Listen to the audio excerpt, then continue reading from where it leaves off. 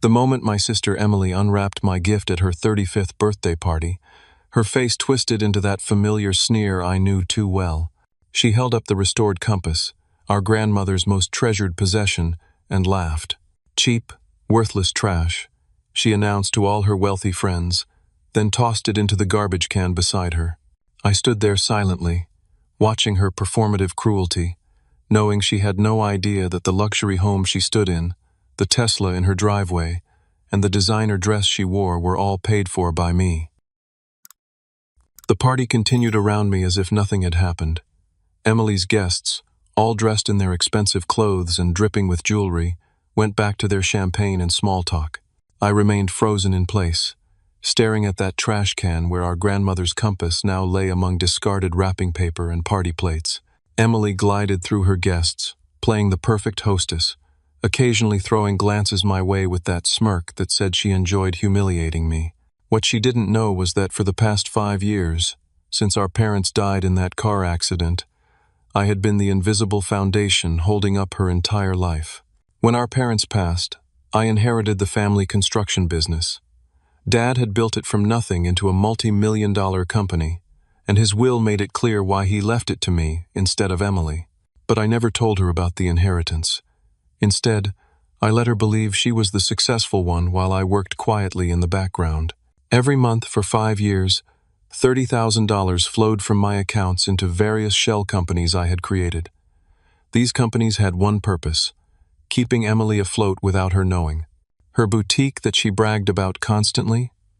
It had never turned a profit. Not once. The mortgage on this $500,000 house where she threw parties and looked down on me? I paid it through a trust she thought was from a distant relative who didn't exist. The Tesla Model S she drove around town, posting photos on social media about her success. I had purchased it through another shell company and arranged for her to win it in a contest she thought she had entered randomly online. Even the health insurance for her family came through a special program her husband Mark had supposedly qualified for at his teaching job, but it was actually me covering the premium costs. I had spent 3 months restoring that compass. Our grandmother had carried it through her immigration from Ireland, through the Depression, through raising 6 kids alone after Grandpa died young. She used to tell us it would always point us home, no matter how lost we got. It was the only thing I had kept from her estate, and I had painstakingly restored every brass detail, replaced the crystal, and had it professionally calibrated. "George, you really should try to dress better for these events." Emily's voice cut through my thoughts. She had appeared beside me with her circle of friends. "Everyone's been asking what you do for work these days. Still bouncing between odd jobs?" I looked at her designer dress, knowing I had paid for it last week when she maxed out her credit card. "I keep busy," I said simply. "He's too proud to accept help," Emily told her friends, shaking her head with fake sympathy. "I've offered him positions at my boutique, but he insists on doing things his way. Some people just can't be helped." Her friend Jennifer, wearing diamonds I recognized from a purchase alert on the credit card I secretly paid off monthly, looked at me with pity. "It must be hard, Emily, having to watch your brother struggle." "The hardest part is the embarrassment," Emily said, not even trying to lower her voice. "When people find out we're related, I have to explain that we were raised the same way but made different choices." Mark, Emily's husband, appeared at her shoulder. He was a good man, a high school history teacher who genuinely loved his students. He had married Emily 10 years ago when she was different, or at least pretended to be. "Emily, that's enough," he said quietly. "I'm just being honest," Emily replied, flipping her hair. "George knows I love him despite his failures." Mark caught my eye and mouthed sorry before leading Emily away to greet more guests. He had been doing that more lately, apologizing for his wife with looks and gestures, as if he knew something was deeply wrong but couldn't quite identify it. I walked over to the trash can, planning to retrieve the compass when no one was looking, but Emily's friend Robert was standing right next to it, talking loudly about his new yacht. I decided to wait until later. The party continued for another 2 hours. I nursed a single beer and watched Emily work the room, accepting gifts that would never mean as much to her as that compass should have. She talked about her upcoming expansion plans for the boutique, the vacation home she was considering in Florida, the private school she was enrolling her kids in next year.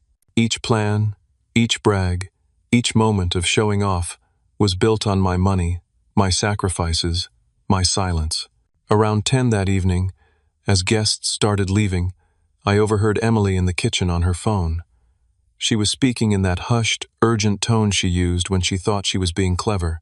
"Yes, Mr. Peterson, I want to move forward with the paperwork," she was saying. "My grandmother definitely had more assets than what was disclosed. I know George is hiding them. He was always her favorite, always visiting her at the nursing home. She must have given him access to accounts we don't know about." My blood went cold. Peterson was a lawyer, one known for aggressive estate litigation. "I have proof he was manipulating her in her final years," Emily continued. "All those visits when she had dementia? He must have had her sign things. I want what's rightfully mine, and I don't care what it takes to get it." She paused, listening to the response. "Yes, file the preliminary paperwork. I want to catch him off guard. He's too stupid to see it coming anyway." I stepped back from the kitchen doorway, my mind racing. Not only was she living off my money while humiliating me publicly, but now she was planning to sue me for assets that didn't exist, claiming I had manipulated our grandmother, the same grandmother whose compass she had just thrown in the trash. I pulled out my phone and sent a single text message to Sarah, my CFO, initialize Project Truth, Monday morning, 9 sharp. Then I walked past the kitchen, past the remaining guests, past the trash can where the compass still lay, and out the front door. Emily didn't even notice I had left. As I drove home in my 10-year-old Honda Civic, the car Emily always mocked, I thought about the 5 years of statements, receipts, and documentation sitting in my office safe. Every payment, every bailout, every secret rescue operation I had conducted to keep my sister's life afloat. She thought I was stupid. She thought I was poor. She thought I was a failure. Monday morning, she would learn exactly how wrong she was. Monday arrived with unusual clarity, one of those crisp mornings where everything seems sharper, more defined. I arrived at my actual office at 7, 2 hours before the meeting with Sarah. The building was one of those gleaming downtown towers that Emily drove past every day on her way to her boutique, never knowing that the top-floor executive suite belonged to her failure of a brother. I stood at the floor-to-ceiling windows, looking down at the city waking up below. Somewhere out there, Emily was probably getting ready for another day of pretending to be successful, another day of spending money she didn't earn, another day of living a lie I had enabled for too long. Sarah arrived early, as always. She was carrying 2 coffee cups and a thick folder that I knew contained 5 years of carefully documented financial records. Sarah wasn't just my CFO. She had history with Emily that I only learned about after hiring her 3 years ago. "You ready for this, George?" she asked, setting a coffee on my desk. "I should have done it years ago," I replied, taking a sip of the perfectly prepared dark roast. "You were honoring your parents' wishes. They asked you to take care of her. Taking care of someone doesn't mean enabling their cruelty," I said, turning from the window. She crossed a line Saturday night. Sarah opened the folder, spreading documents across the conference table. "Let's review what we're dealing with. Emily's boutique is currently losing $30,000 a month. She's been telling everyone it's a massive success, even claiming she's planning to franchise, but she hasn't made a single profitable month in 4 years. How is that even possible?" I asked, though I knew the answer. She refuses to listen to advice, overstocks inventory based on her personal taste rather than market research, and treats her employees so poorly that turnover is constant. The only reason she still has staff is because we're secretly supplementing their salaries to make up for her behavior. Sarah pulled out another document. The Tesla she drives is registered to our shell company, Infinity Holdings. She's been using it as collateral for personal loans, which is fraud since she doesn't own it. 3 different banks have liens against a vehicle she has no legal right to pledge. "What about the house?" "That's where it gets interesting," Sarah said, a slight smile crossing her face. "The house is owned by the George McAllister Family Trust, which pays the mortgage, taxes, and insurance directly. Emily and Mark think they own it outright because we process everything through a law firm that sends them fake statements showing they have equity. In reality, they're essentially tenants who don't pay rent. I sat down across from her, the weight of what was about to happen settling on my shoulders, and the community center donations. Sarah's expression darkened. She's been taking credit for those for 3 years. The plaques, the ceremonies, the news articles about her generosity, all while the checks came from your personal account. But here's something you didn't know. She's been approaching those same organizations asking for kickbacks, claiming she needs to recoup administrative costs for her donations. She's asking for kickbacks from charity donations she didn't even make? 20% typically. Most organizations refused, but 2 actually paid her, thinking they were reimbursing legitimate expenses. The door opened, and my legal team entered. 2 senior partners from one of the city's most prestigious firms. Richard Blackstone and Amanda Torres had handled my company's affairs for years, but this was personal. "George," Richard said, shaking my hand, "we've reviewed everything. You have absolute legal right to reclaim all assets immediately. The trust structure Sarah established is ironclad. What about the lawsuit she's planning?" I asked. Amanda smiled. "We were served with preliminary papers this morning. She's claiming you manipulated your grandmother into hiding assets. It's completely baseless, especially considering your grandmother's estate was fully probated and closed 3 years ago with Emily's full knowledge and signature on all documents. But here's the interesting part," Richard added, pulling out his tablet. "We had our investigator do some digging. Emily has been telling people for years that she turned down her inheritance to build something on her own. We have 17 witnesses who will testify that she's repeatedly claimed she refused family money out of principle." Sarah laughed, short and bitter. "Of course she did. The narrative of the self-made success sounds better than admitting she was cut out of the will for stealing." I looked up sharply. "You knew about that?" Sarah met my eyes. "George, I was her roommate in college, remember? I saw her take money from your parents' emergency fund when they visited. I watched her fake emergencies to get cash from them. I was there when she stole my business plan for a boutique and pitched it to investors as her own idea. Why do you think her store is hemorrhaging money? She stole the concept, but had no idea how to execute it. You never told me that's what happened between you two. You never asked, and I figured you had enough to deal with. But when you hired me and I saw what you were doing for her, keeping her afloat while she destroyed you publicly, I started documenting everything. I knew this day would come."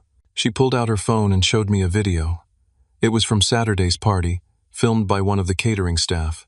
The footage clearly showed Emily throwing the compass in the trash, her cruel words audible above the party noise.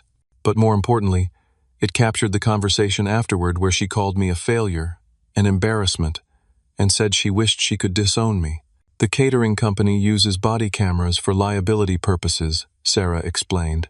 "The owner is a client of ours. He was happy to share the footage when I explained the situation." Richard cleared his throat. "So, how do you want to proceed? We can do this gradually, or all at once." "All at once," I said without hesitation, like pulling off a bandage. "Very well," Amanda said, pulling out a stack of documents. "Sign these, and by end of business today, all assets revert to your direct control. The house, the car, the business funding, everything stops immediately." I signed each document carefully, my hand steady despite the magnitude of what I was doing. With each signature, I was dismantling the false life my sister had built on my foundation. "There's one more thing," Sarah said quietly. "Mark has been texting you." She handed me my personal phone, which I had been ignoring all morning. There were 7 messages from my brother-in-law. "George, I'm sorry about Saturday night. Emily was out of line. The kids saw everything. They keep asking why Mom threw away Uncle George's gift. I found the compass in the trash. I have it. We need to talk. There are things you don't know. The kids have been asking about you for months. Emily tells them you're too busy for them. Please, George. I think my marriage is falling apart and I don't know what to do." I stared at the messages, feeling a mix of anger and sympathy. Mark was a good man trapped in a situation he didn't fully understand. "Reply to him," Sarah advised. "He might be your ally in this." I typed back, "Meet me for lunch today. 1 o'clock at Murphy's Deli. Come alone. His response was immediate. I'll be there. The morning continued with a flurry of activity. Legal notices were prepared, accounts were frozen, and automatic payments were canceled. By noon, Emily's carefully constructed house of cards would begin to fall. George, Sarah said as the lawyers prepared to leave, she's going to come here when she finds out. Are you ready for that? She doesn't even know where my office is, I replied. She will by the end of the day. News travels fast in this city, especially bad news. I nodded, looking back out at the city below. Let her come.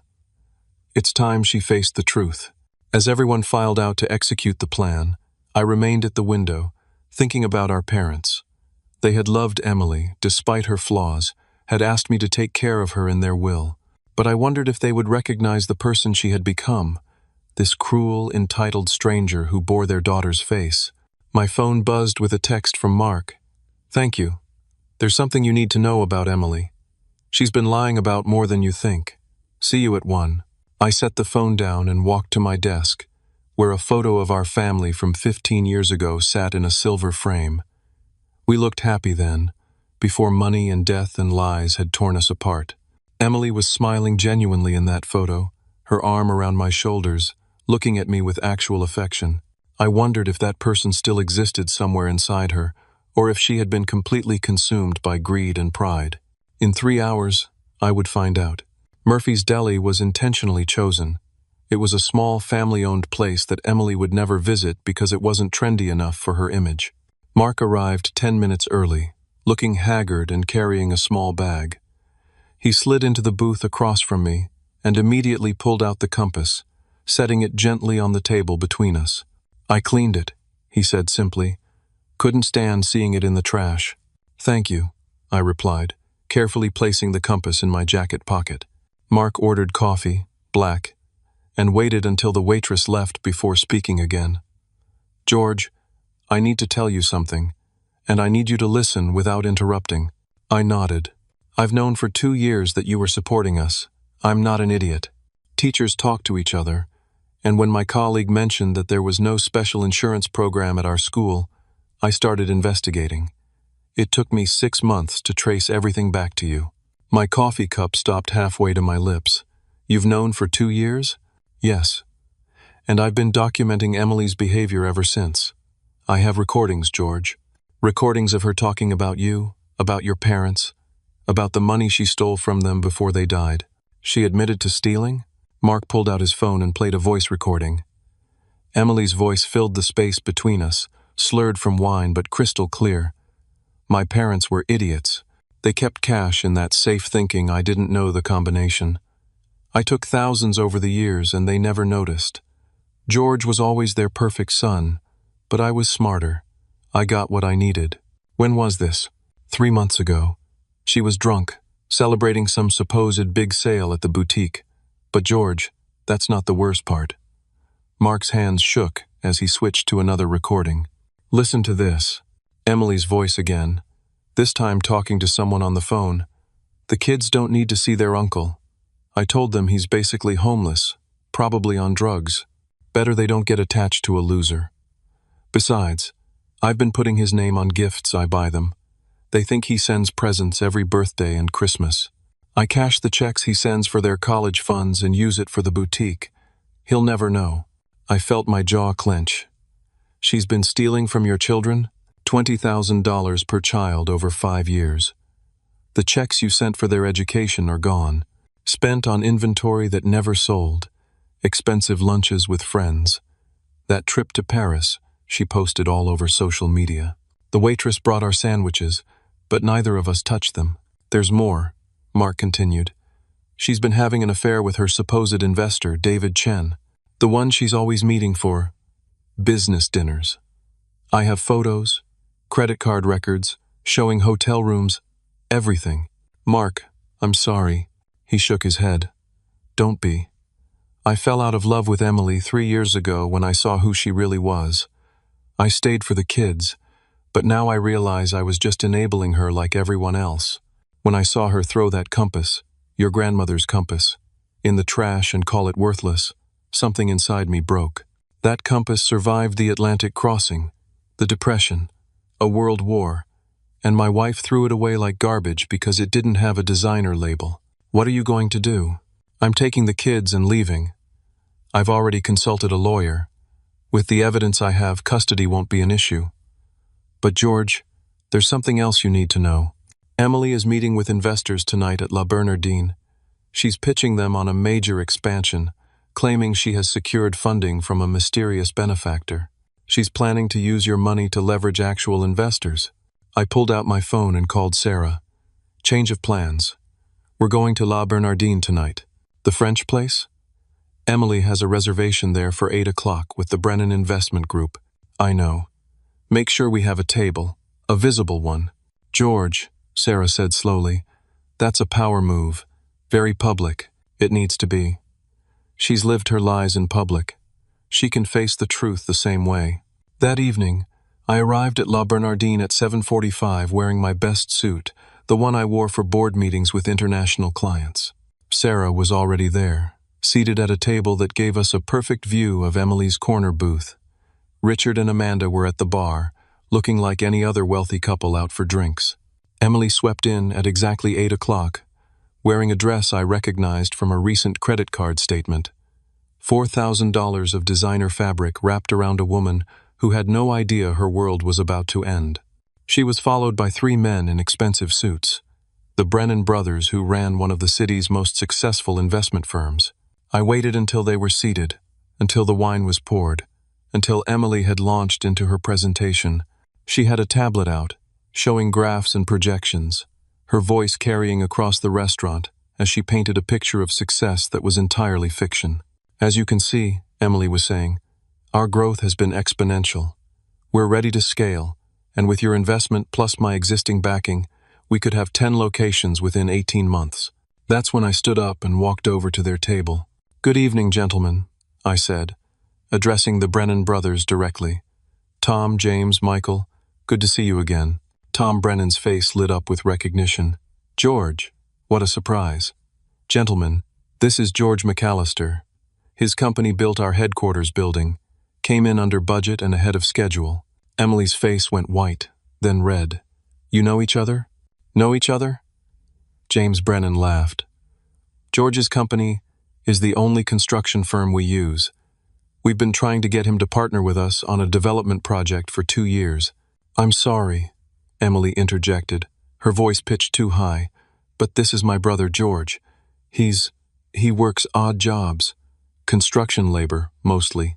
Michael Brennan looked confused. Emily, your brother owns McAllister Construction.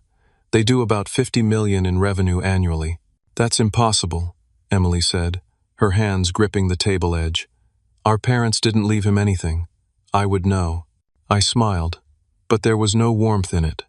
Actually, Emily, they left me everything. The company, the properties, the investments. You would know that if you hadn't stormed out of the will reading after learning they cut you off for stealing from them. How dare you lie in front of my investors? Emily's voice was rising, drawing attention from other tables. Sarah appeared beside me, holding a folder. Miss McAllister, these aren't your investors. In fact, you don't have any investors. The mysterious benefactor you've been claiming? That's your brother. Every dollar your boutique has ever received came from him. Emily laughed, but it sounded forced. That's ridiculous. I built my business from nothing. Richard stepped forward from the bar. I'm Richard Blackstone, Miss McAllister. I represent your brother. As of noon today, all funding to your boutique has been terminated. The building you operate from is owned by McAllister Construction, and you're being evicted for non-payment of rent. This is a joke, Emily said, but her voice was shaking now. A sick joke. I pulled out my phone and showed the Brennan brothers a document. This is 5 years of financial records showing every payment I've made to keep her business afloat. $30,000 a month in losses, covered by my personal accounts. Tom Brennan stood up slowly, his face cold. Emily, you told us you were a self-made success story. You said you turned down family money to build something on your own. I did. I am. Amanda joined our growing circle. Miss McAllister, you're also being sued for fraud. You've been using a vehicle you don't own as collateral for personal loans. The Tesla you drove here tonight? It's being repossessed as we speak. Through the restaurant's windows, we could all see a tow truck backing up to Emily's Tesla. She ran to the window, pressing her hands against the glass like a child at a candy store. "You can't do this," she whispered. "Not here. Not in front of everyone." "The same way you threw away grandmother's compass in front of everyone?" I asked quietly. "The same way you've humiliated me at every opportunity for 5 years?" The Brennan brothers were gathering their things, disgust clear on their faces. "We don't invest in liars," Tom said simply. "George, we'll call you next week about that development project." As they left, Emily turned on me, her carefully styled hair starting to fall, her makeup smudging as tears formed. "You've ruined me." "No," I said, pulling the compass from my pocket and holding it up. "You ruined yourself. This compass that you called cheap, worthless trash, it's worth more than everything you thought you owned, because it represents truth, direction, and family. 3 things you threw away long before you threw this away." The restaurant manager approached, looking uncomfortable.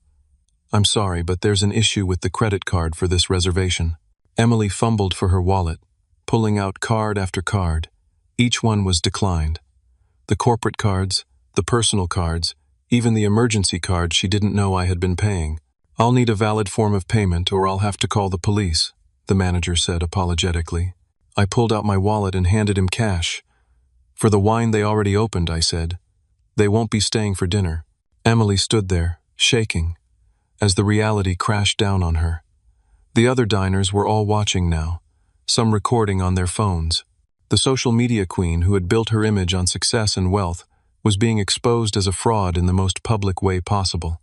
"Your house," I said quietly, so only she could hear, "has a 30-day notice posted on the door. Your husband has already left with the kids. And that lawsuit you filed against me? My lawyers are countersuing for defamation, fraud, and theft. Every check meant for your children's education that you cashed for yourself is documented." Emily's legs gave out, and she sank into a chair. "George, please. I'm your sister." "My sister died 5 years ago with our parents," I replied. "You're just someone who looks like her." As I walked out of the restaurant with my team, I could hear Emily sobbing behind us. But they weren't tears of remorse or realization.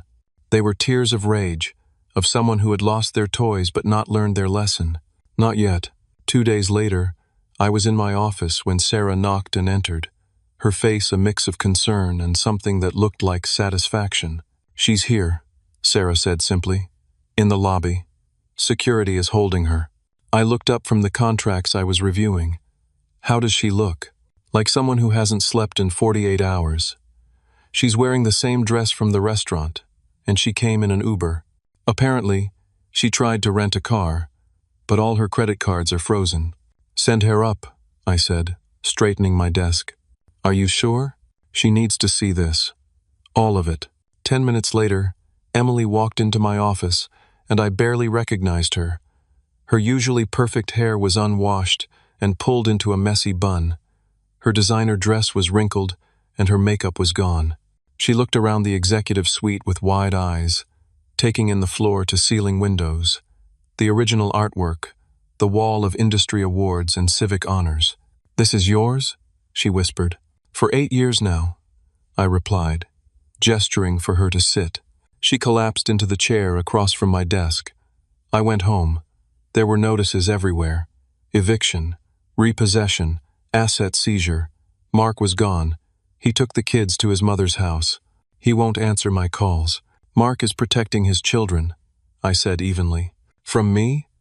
I'm their mother. You're someone who stole their college funds and spent them on yourself. You're someone who told them their uncle was a drug-addicted loser to prevent them from knowing me. You're someone who intercepted every birthday card, every Christmas gift, every attempt I made to be in their lives." Emily's face crumpled. "How do you know about that?" "Mark told me everything.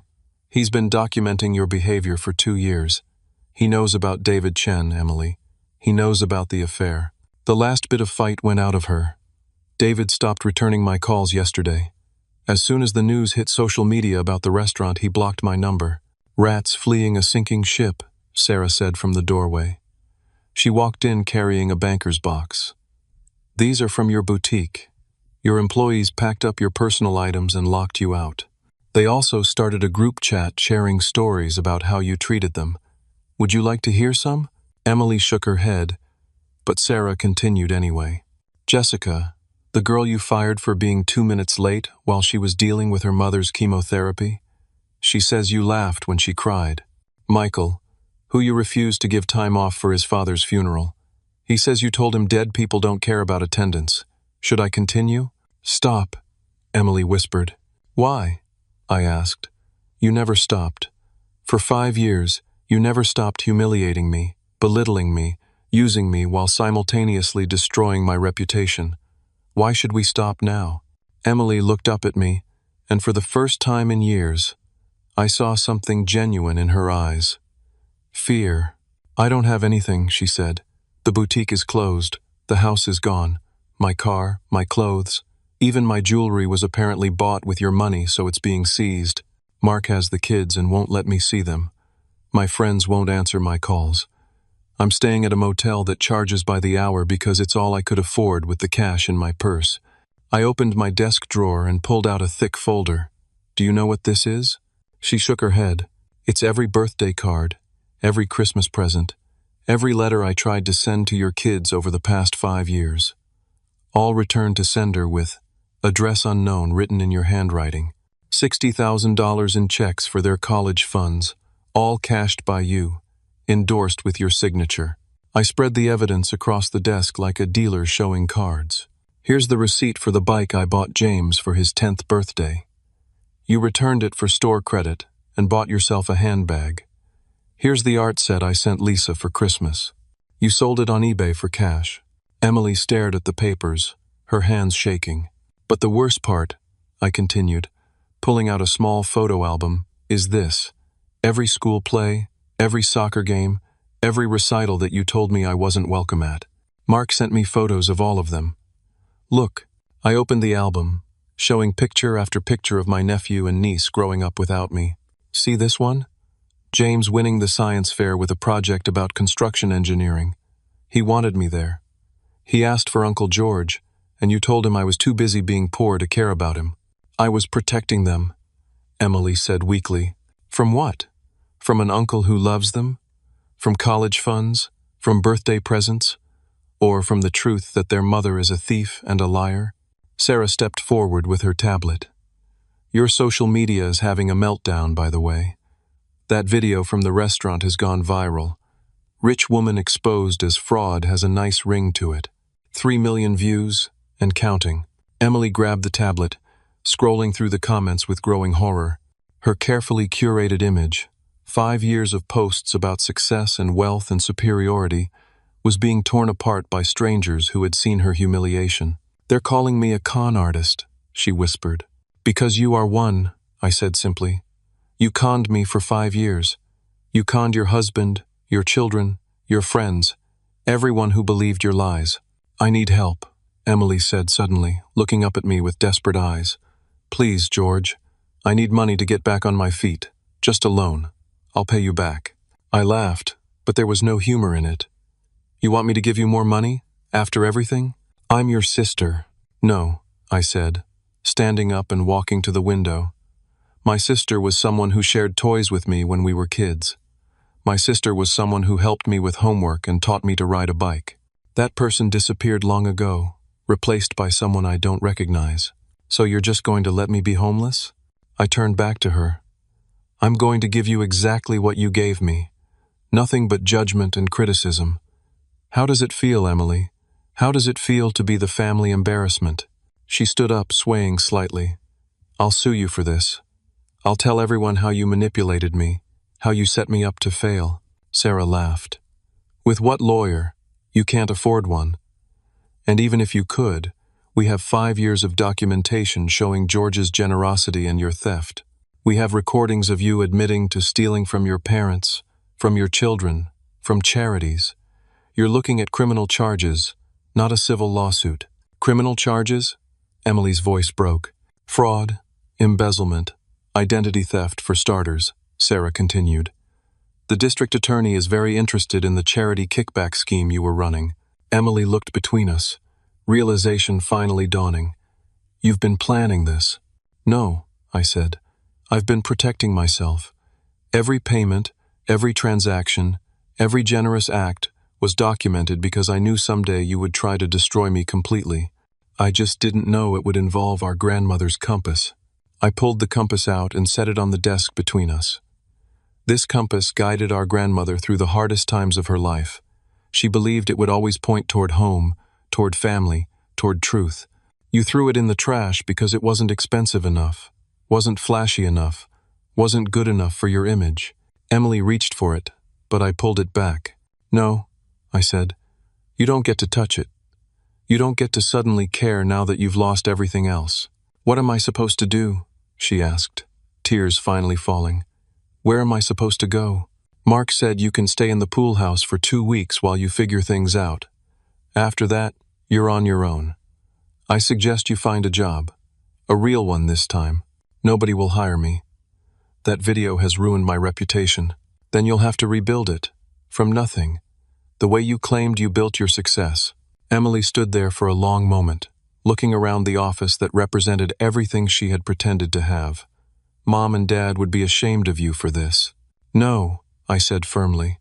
They were already ashamed of you. That's why they left you nothing. They knew exactly who you were, Emily. A thief who stole from them while they were alive, and would have ransacked their legacy after they died. She walked toward the door, then turned back. I hate you. I know, I replied. You've hated me since the day you realized I was better than you at something that actually mattered, being a decent human being. After she left, Sarah and I stood in silence for several minutes. You okay? She finally asked. I will be, I said, picking up the compass. For the first time in 5 years, I actually think I will be. 3 weeks passed before I heard from Emily again. Mark had been sending me regular updates about the kids, who were adjusting to their new reality with the resilience only children possess. They had started asking real questions about their mother, about the lies, about why she had kept them from their uncle. It was a Sunday morning when my phone rang with a number I didn't recognize. George? It's Emily. I'm at Mom and Dad's graves. Can you come? Her voice sounded different, broken but also clearer somehow, like a radio station finally tuning in after years of static. I found her sitting on the ground between our parents' headstones, wearing jeans and a simple sweater I didn't recognize. Her hair was pulled back in a basic ponytail, and her face was free of makeup. She looked younger, almost like the sister I remembered from high school. Mark bought these clothes for me from Target, she said without looking up. $70 for everything. I used to spend that on a single lunch. I sat down across from her, noting the fresh flowers on both graves. Carnations, our mother's favorite, not the expensive roses Emily usually brought for photo opportunities. I've been coming here every day, she continued, trying to understand how I became this person, this awful, hollow person who threw away everything real for things that didn't matter. And what have you figured out? She finally looked at me, and her eyes were clear for the first time in years, not glazed with wine or bright with artificial enthusiasm. I was jealous, she said simply. From the moment you were born, everyone loved you so easily. Mom, Dad, Grandma, teachers, friends. You didn't have to try. You just were yourself, and that was enough. But me, I had to perform. I had to be prettier, funnier, more successful, more everything just to get half the attention you got for existing. Emily, that's not. Please let me finish, she interrupted. I need to say this. All of it. I nodded. When Mom and Dad died, and I found out they left everything to you, it confirmed my worst fear, that I was unlovable, that even our parents saw me as not worthy. So I decided if I couldn't be loved, I'd be envied. If I couldn't have real success, I'd create the appearance of it.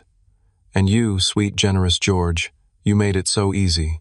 She pulled out a crumpled piece of paper from her pocket. I made a list of everyone I hurt. It's 4 pages long, and I know I'm missing people. Your name appears 17 times for different reasons. Mark, 12 times. The kids, God. The kids show up 23 times. Her voice broke on the last part. I stole their uncle from them.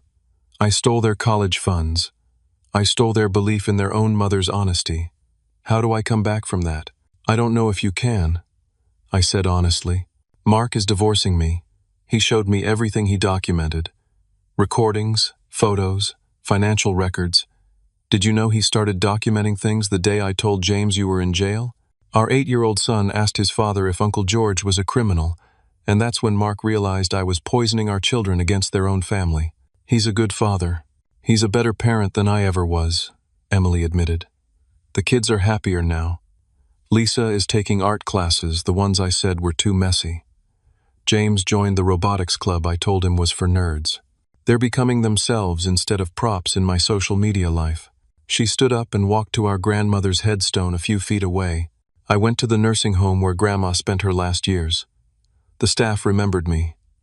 Do you know what they said? They said I visited exactly 3 times in 2 years. But you? You were there every Sunday. Every single Sunday for 2 years, reading to her, playing her favorite music, holding her hand even when she didn't know who you were. She had moments of clarity, I said, joining her at the grave, right up until the end. The director gave me this, Emily said, pulling out an envelope. Grandma left it for me, but I never picked it up. Inside was a letter in our grandmother's shaky handwriting. My dear Emily, I see your pain even when you hide it behind expensive things. Your brother George has a gift for love that seems effortless, but your gift is different. You have the power to transform, to become new, to rise from ashes of your own making. I leave you no money because money has been your cage. I leave you only truth. You are loved. You have always been loved. But you must first learn to love yourself without the decorations. The compass will find you when you're ready to see the direction home. Emily was crying now, really crying. Not the theatrical tears she used for manipulation, but deep, body-shaking sobs. She knew, Emily gasped. She knew what I was, and she loved me anyway. We all did, I said quietly. We all loved you anyway. That's why it hurt so much. Emily turned to face me fully. I've been going to therapy. The therapist at the community center, the one you donate to. She's seeing me for free when she found out I'm your sister. She says I have narcissistic personality disorder with complications from chronic insecurity. It's not an excuse, just an explanation. What else does she say? That recovery is possible but requires complete ego death and reconstruction.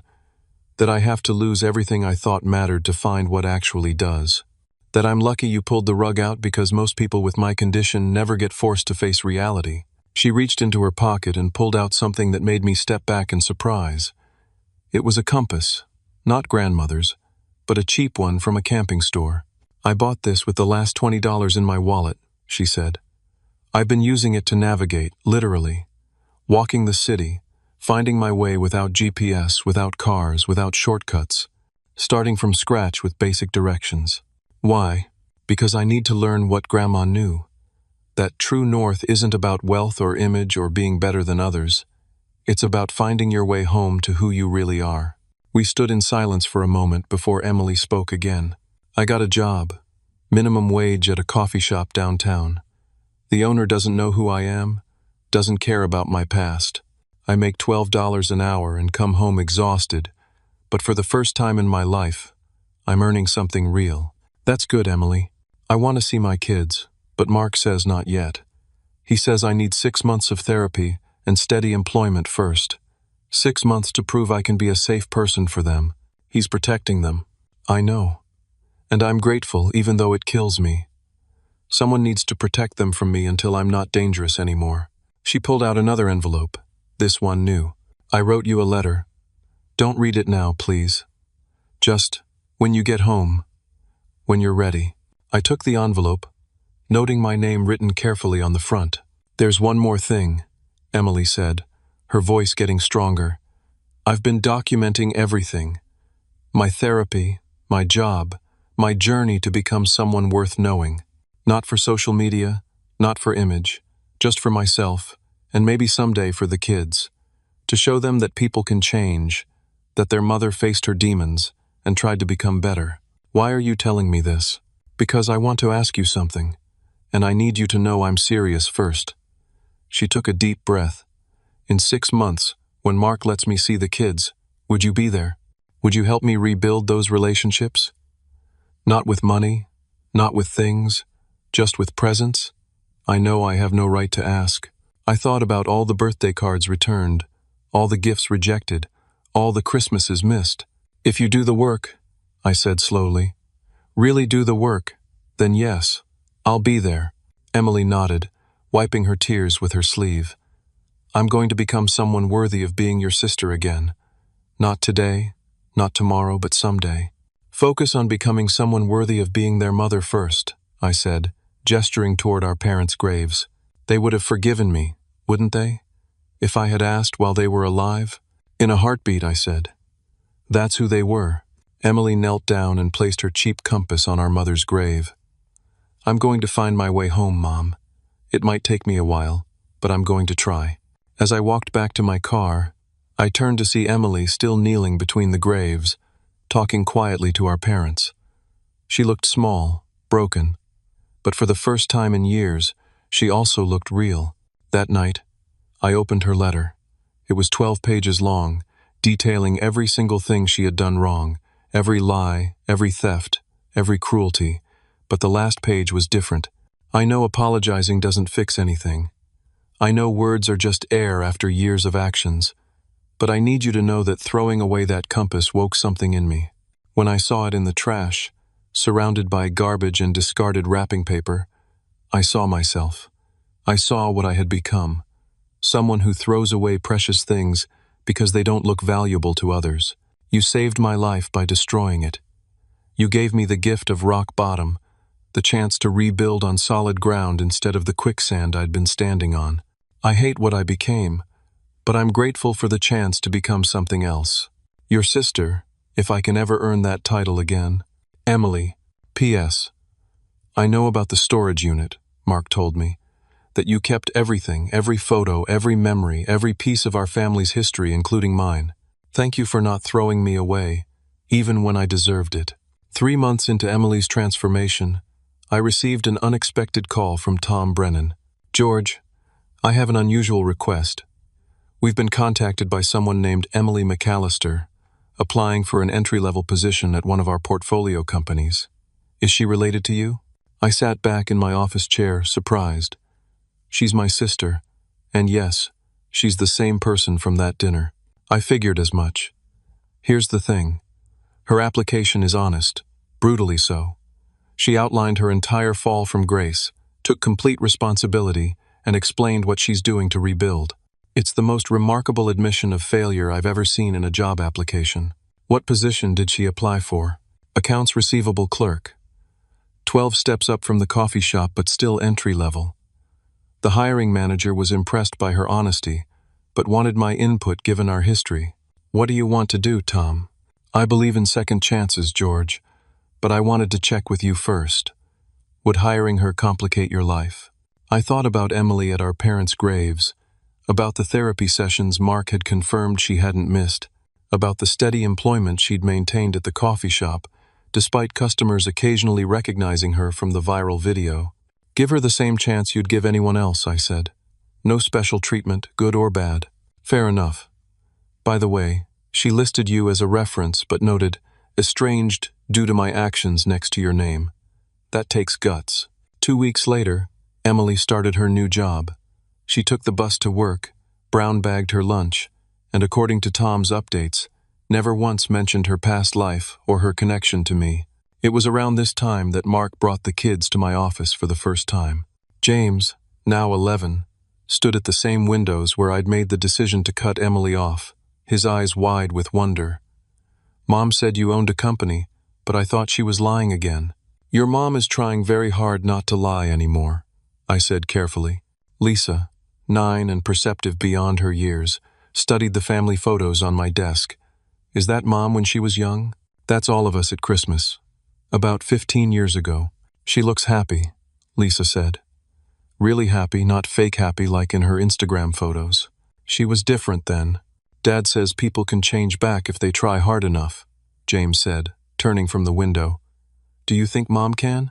I think your mom is trying harder than she's ever tried at anything, I replied. Mark had been standing quietly by the door, letting the kids explore. They wanted to see where Uncle George works. They're doing a family tree project for school, and suddenly they have an uncle to include. "Can we come visit sometimes?" Lisa asked. "Dad says you used to send us presents and cards, but Mom sent them back. I'd like to get to know you for real." "I'd like that too." Over the next 3 months, I saw the kids regularly. Sometimes Mark would bring them to my office after school. Other times we'd meet at the park or go to museums. They were hungry for family connection, for the uncle they'd been denied. Emily knew about these meetings. Mark told her everything, showing her photos of the kids with me.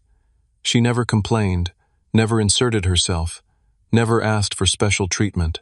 She was earning her way back minute by minute, hour by hour, day by day. The 6-month mark arrived on a rainy Thursday. The custody evaluation meeting was held at Mark's lawyer's office. I arrived as support for Mark, but also as the court-appointed supervisor for Emily's first visit with her children. Emily was already there when we arrived, sitting in the waiting room wearing simple black slacks and a white button-down shirt. No designer labels, no jewelry, except a small silver necklace with her children's initials. "Thank you for coming, George," she said quietly. The evaluator, a stern woman named Dr. Patricia Hayes, had interviewed everyone involved. Mark, the kids, Emily, her therapist, her employer, even her coffee shop manager. "Mrs. McAllister," Dr. Hayes began, "I've reviewed extensive documentation of your past behavior and your current rehabilitation efforts. Your therapist reports consistent attendance and genuine progress. Your employer commends your work ethic and humility. Your estranged husband confirms you haven't violated any boundaries or attempted manipulation." Emily sat straight, hands folded, saying nothing. "However," Dr. Hayes continued, "your children have expressed both desire to see you and fear of being hurt again." James specifically asked, and I quote, "How do we know she won't throw us away like she did Uncle George's gift?" Emily flinched, but remained silent. "Therefore, I'm recommending supervised visits, 2 hours every Sunday, with Mr. George McAllister as supervisor for the first month, then transitioning to a professional supervisor if progress is satisfactory." "I accept," Emily said immediately, "whatever it takes." That first Sunday visit was held at a neutral location, a community center playroom. I arrived early to find Emily already there, setting up board games and art supplies she'd bought with her own earned money. "I researched what they're into now," she said nervously. "James likes robotics and Lisa is into watercolors. I don't know if they still like these things, but I wanted to be prepared." When Mark arrived with the kids, they hung back at first, clinging to their father. Emily didn't rush them, didn't overwhelm them with emotion. She simply sat on the floor and started building something with the robotics kit. "I don't really understand this," she said to the room in general. "The instructions are pretty complicated." James's engineering instincts won over his hesitation. "You're holding that piece upside down," he said, stepping closer. "Oh, am I? Can you show me?" Within 10 minutes, James was sitting beside her, explaining gear ratios while Emily listened with genuine interest. Lisa was more cautious, but when Emily pulled out professional-grade watercolors, not the cheap children's ones, her artistic heart melted a little. "Where did you get these?" Lisa asked. "I saved up," Emily said simply. "My coworker is an artist, and she told me which ones were best. I wanted to get you proper supplies." For 2 hours, I watched Emily be present with her children in a way she never had been before. No phone, no photos for social media, no performing for an audience. Just a mother relearning her children, and children cautiously relearning their mother. When the visit ended, James hugged Emily quickly before running to Mark. Lisa offered a small wave. Emily didn't push for more. "Thank you," she said to me after they left. "For supervising, for not making it harder than it needed to be." "You did well," I admitted. "I was terrified every second," she confessed. "Terrified they'd reject me, terrified I'd say the wrong thing, terrified I'd slip back into old patterns. But you didn't." "No, I didn't. Dr. Martinez, my therapist, says fear is good. It keeps me humble, keeps me aware of the damage I can do if I'm not careful." Over the next month, I supervised 3 more visits. Each one went a little smoother, the children relaxed a little more, and Emily proved consistent in her change. The breakthrough came during the 4th visit. Lisa had painted a picture of their family, and she included Emily in it, standing next to but slightly apart from the rest of them. "Why am I over there?" Emily asked gently. "Because you're finding your way back," Lisa said simply. "You're not all the way home yet, but you're walking toward us." Emily's eyes filled with tears, but she didn't make it about herself. "That's exactly right, baby. I'm walking toward you, and I'll keep walking as long as it takes." After that visit, Emily asked to speak with me privately. "I want to show you something," she said, pulling out her phone. She opened her banking app, showing a savings account with $2,000. "It's not much," she said, "but it's mine. Earned honestly. I'm saving to pay you back. Not for everything. That would take a lifetime. But for the kids' college funds I stole. 20,000 each. At this rate, it'll take me years, but I'm going to do it." "Emily, you don't have to." "Yes, I do," she interrupted. "Not for you, for me, for them. I need to make real amends, not just apologize. Every deposit into that account is a choice to be better than I was. What about your life? Your apartment? You need money for basic things. I have enough. I live in a studio apartment that costs $600 a month. I take the bus. I shop at thrift stores. I meal prep on Sundays. I'm living like a normal person, and honestly, it's the freest I've ever felt." She pulled out the cheap compass she'd bought, now worn from daily carry. "I check this every morning," she said. "Not to find actual directions, but to remind myself that I'm choosing my path now. No one else is paying for it, enabling it, or forcing it. It's just me, choosing to walk toward true north." 1 year later, Thanksgiving arrived with unusual warmth for November. I stood in my kitchen, preparing the turkey while Sarah helped with side dishes. We'd become closer over the past year, our professional relationship evolving into genuine friendship and recently into something more. "You're nervous," she observed, watching me check my phone for the 3rd time in 10 minutes. "It's the first family Thanksgiving since everything fell apart," I admitted. "Mark is bringing the kids, and Emily will be here." "You don't have to do this," Sarah reminded me. "Forgiveness doesn't require hosting dinner." "No, but family does. Or at least, the family we're trying to rebuild does." The doorbell rang at exactly 2 o'clock. Mark arrived first with James and Lisa, who had grown noticeably in the past year. James was nearly as tall as his father now, and Lisa had traded her shy demeanor for quiet confidence. "Uncle George!" Lisa ran to hug me, holding a painting she'd made. "I painted your office building. See? I even got the windows right." "It's perfect," I said, meaning it. James followed with a handshake that turned into a hug. "Mom's parking. She's nervous too." "We're all a little nervous," Mark admitted. "First holidays are hard after everything changes." Emily appeared in the doorway carrying a pie and a gift bag, looking healthier than I'd seen her in years. She'd gained some weight back after the stress-induced weight loss of her collapse. Her hair was its natural brown instead of the expensive blonde highlights, and she wore a simple dress from Target that somehow looked better on her than any designer outfit ever had. "I made apple pie," she said, holding it up. "From scratch. YouTube University taught me." "Since when do you cook?" I asked, taking the pie. "Since I had to learn to feed myself on $15 a day," she laughed, and it was genuine. Turns out I'm actually not bad at it when I'm not trying to impress anyone.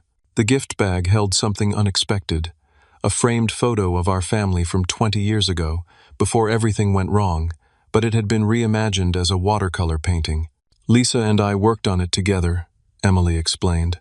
"She taught me watercolor basics. I'm terrible at it, but she fixed my mistakes." "I only helped a little," Lisa said. "Mom did most of it herself." We gathered in the dining room, the same table where our parents once hosted holidays. Emily sat in our mother's old spot, but this time she'd earned it through work, not assumed it through entitlement. "Before we eat," Emily said, standing up nervously, "I wanted to say something. George, can I?" I nodded. 1 year ago, I was nobody. Not a failed somebody, but actually nobody. No identity beyond my lies, no value beyond what others gave me, no purpose beyond maintaining an image that was killing me. She took a breath. Today, I'm Emily McAllister, Accounts Receivable Supervisor at Brennan Industries. I earned my promotion through my own work. I'm Emily McAllister, mother in recovery who has her kids every other weekend and Wednesday dinners. I'm Emily McAllister, 12 months sober from the addiction of needing to be superior to others. She pulled out an envelope and handed it to me. This is a check for $2,000. It's the first payment toward the $40,000 I stole from my children's college funds. At my current savings rate, I'll have it all paid back in 8 years, but Tom Brennan says if I keep improving at work, I might make senior supervisor next year, which would help me pay it back faster. Emily, I started, but she held up her hand. Please let me finish. Mark, you gave me a second chance when no one else would have. You let me back into our children's lives when you had every right to keep me away forever. Kids, you forgave me when I hadn't earned it yet. You teach me every day what unconditional love really looks like. She turned to Sarah. I owe you an apology too. I stole your business idea in college, and when it failed, I blamed everyone but myself. That boutique was never mine to run. It was yours, and I'm sorry I took that from you. Sarah nodded, her expression softening. I appreciate that, Emily. I really do. Finally, Emily turned back to me. George, you saved my life by letting it collapse. You loved me enough to stop enabling me. You showed me that rock bottom has a basement, but also that there's a ladder if you're willing to climb it one rung at a time. She pulled out the compass, our grandmother's compass, that I'd returned to her 6 months earlier when she'd earned her first real promotion. This compass doesn't point north, she said, making everyone laugh. I had it checked. It's off by about 15 degrees. But Grandma didn't care about magnetic north. She cared about true north, the internal compass that points toward love, family, and truth. For the first time in my life, mine is working. We ate dinner like a real family. No phones at the table, no photos for social media, no performing for an invisible audience. Just conversation, laughter, and the occasional comfortable silence. James talked about his robotics team making state finals. Lisa showed everyone her portfolio for the Young Artists program she'd been accepted into. Mark shared stories from his classroom, and Sarah told embarrassing stories about my early business mistakes that had everyone laughing. Emily contributed too, not with brags or false accomplishments, but with genuine humor about her journey. Last week, a woman recognized me at the grocery store from that viral video, she said. She started recording, waiting for me to do something horrible. So I just smiled and said, yes, I'm the woman who lost everything and deserved it. But I'm rebuilding, and I hope you never have to learn the lessons I did. She stopped recording and actually hugged me. What did you do? Lisa asked.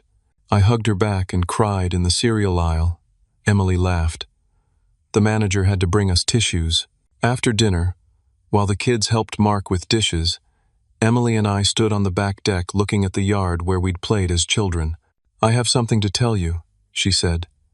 Dr. Martinez is referring me to a specialist. She thinks I might be ready to help other people going through what I went through. Not as a therapist, but as a peer counselor. Someone who's been in the pit and found a way out. That's amazing, Emily. It's terrifying. What if I'm not ready? What if I hurt someone trying to help them? The fact that you're asking that question means you're ready, I said. The old Emily never wondered if she might hurt people. The old Emily hurt people and called it love, she said quietly. We stood in comfortable silence until she spoke again. I'm writing a book. Not for publication, just for the kids. The real story of their mother's fall and recovery. Dr. Martinez thinks it might help them understand when they're older that mental health struggles are real but not excuses. What's it called? Compass Points. Finding your way home after you've lost everything. Cheesy, right? Honest, I corrected. The kids burst onto the deck, followed by Mark and Sarah carrying dessert.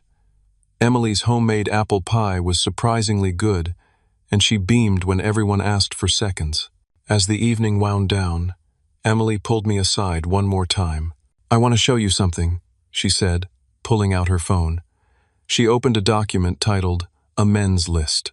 There are 147 people on this list, she said. Everyone I hurt, lied to, stole from, or used, I've made direct amends to 38 of them so far. Some don't want to hear from me, and I respect that. Others, like Mrs. Chen from the dry cleaners who I screamed at for no reason, were so kind it broke my heart. She said she'd been praying for me. You're really doing the work, I said, impressed. Every single day. Some days I want to quit, to slide back into easy patterns. But then I look at this. She showed me her phone's wallpaper. A photo from today's dinner with all of us around the table.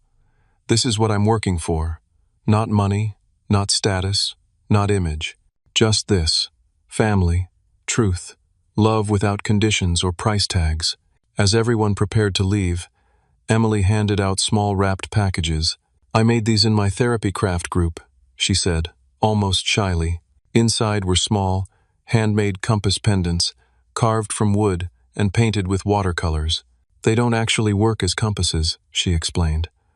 But they're reminders that we all have an internal compass, and sometimes we need help finding which way it points.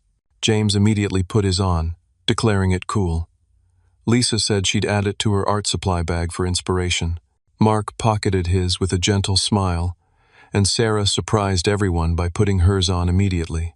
Thank you for this, Emily, Sarah said. For all of this. As Emily walked to her car, a used Honda Civic she'd bought with her own money, she turned back to look at the house. Same time next year? She asked hopefully. Same time next year, I confirmed. Later that evening, after everyone had gone home and Sarah was helping me clean up, she said something that stuck with me. You know what the real miracle is? She said. It's not that Emily changed. People can change when they hit rock bottom. The real miracle is that you all changed too. Mark became stronger, the kids became more resilient, and you became someone who could set boundaries while still loving. That's the real story here. She was right. Emily's transformation was remarkable, but it had transformed all of us. We were a different family now, not perfect, not without scars, but honest. We'd learned that love without truth is manipulation, but truth without love is cruelty. We'd found the balance. That night, I sat in my study, looking at the compass, our grandmother's compass that had started this entire journey. I thought about Emily throwing it away, about the pain that followed, about the long road to redemption we'd all walked. Then I opened my desk drawer and pulled out a new journal, writing on the first page. Sometimes the greatest gift isn't what you give someone, but what you stop giving them. Sometimes love looks like letting someone fall. Sometimes family means starting over from scratch. And sometimes, a broken compass that doesn't point north can still guide you home.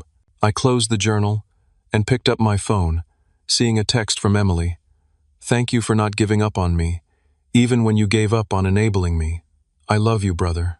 I texted back. I love you too, sister. See you Sunday for coffee. Because that's what we did now. Every Sunday, we met for coffee at the shop where she'd started her comeback.